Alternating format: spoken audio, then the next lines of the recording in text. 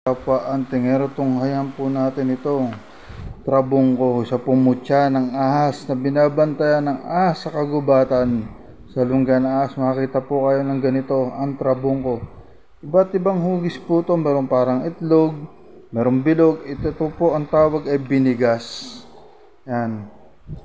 Ito po ay umihigop ng liwanag. Yan ating pong tatapatan ng ilaw. Ayan po, yan o. Nakita nyo, humihigop po siya ng liwanag. Yan, nakikita nyo. Humihigop po siya ng liwanag. Yan, kung titignan natin yan, sandali yan. Lakas pong humihigop ng liwanag. Yan po ang mutya ng ahas. Maganda sa negosyo, pampaamo, pampaakit, pangkaligtasan sa biyahe, ginagamit ang pantaboy sa masamang espiritu at masamang pagtatangka.